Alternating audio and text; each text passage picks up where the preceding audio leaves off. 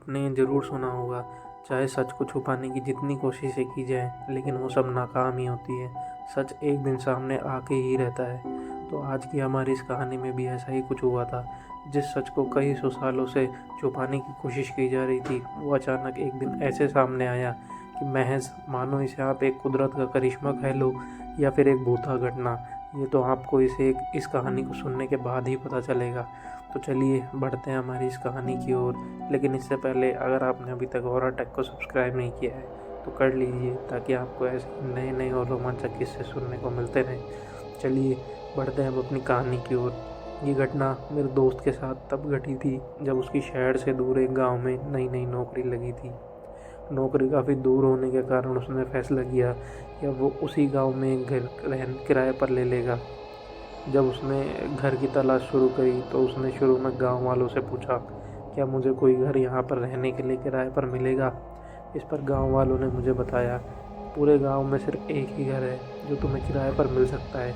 लेकिन हम तुम्हें पहले ही बता दें, उस घर में पहले एक लड़की रहा करती थी जिसकी किसी रहस्यमय तरीके से मौत हो गई। उसकी मौत का आज तक किसी को पता नहीं चला कि आखिर वो मरी तो मरी कैसे। कहते हैं कि आज भी उसकी आत्मा उस घर में भटक रही है। ये सब सुनकर मैंने उन्हें बोला, ये सब अंधविश्वास की बातें हैं, मैं इन पे यकीन नहीं करता।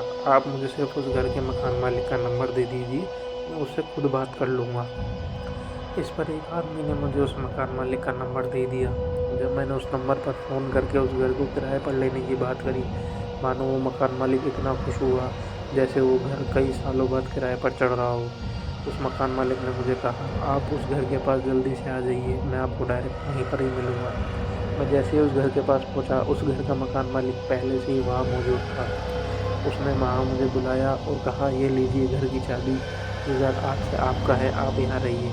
इस पर मैंने उस मकान मालिक से सवाल किया, ये घर कितने टाइम से बंद है और इसकी इतनी बुरी हालत क्यों ही हुई है। इस पर उस मकान मालिक ने मुझे कहा, साहब ये गांव है, यहाँ जल्दी से कोई भी घर किराए पर नहीं लेता, यहाँ सब अपने अपने घरों में ही रहते हैं।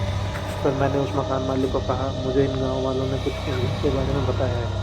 इस पर मकान मालिक को डर और सहम सा गया कि कहीं मुझे वो हकीकत मालूम तो नहीं जो मुझे नहीं पता होना चाहिए। इस पर मकान मालिक ने मुझसे कहा कि गांव वालों ने आपसे क्या कहा है।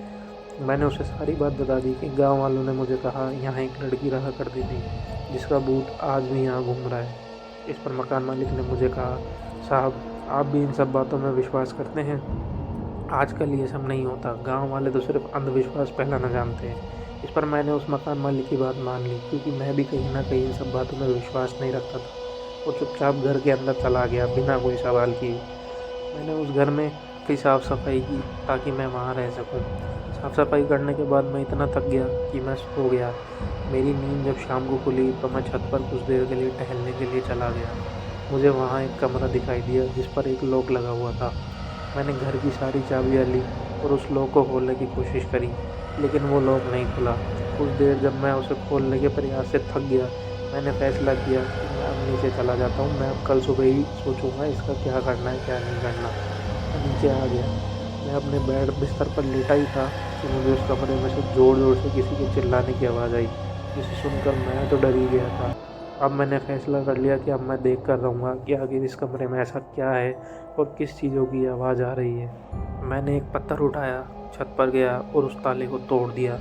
जैसे ही मैं उस कमरे के अंदर गया और वहाँ पर इतना अंधेरा था कि मुझे कुछ भी दिखाई नहीं दे रहा था। मैंने अपने फ़ोन की टॉर्च ऑन करी और उस कमरे का मुआयना करने लगा।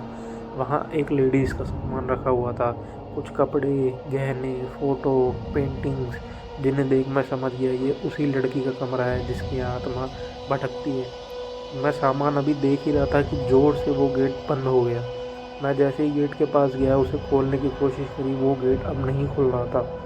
ये सब देखकर मानो मैं तो हैरान ही रह गया, ये सब सच में होता है। इतने में ही उस कमरे का जो भी सारा सामान है वो इधर से उधर जाने लगा, मानो वहाँ कोई तूफान आ रहा हो। ये सब देखकर तो मैं और भी डर गया।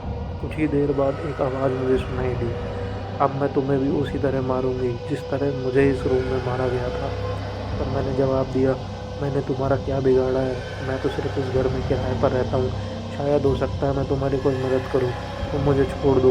इतने में मेरा ये कहते ही मानो सारी चीज़ें एक जगह थम सी गई थी। दीवार पर लगी पेंटिंग एकदम से नीचे गिरी।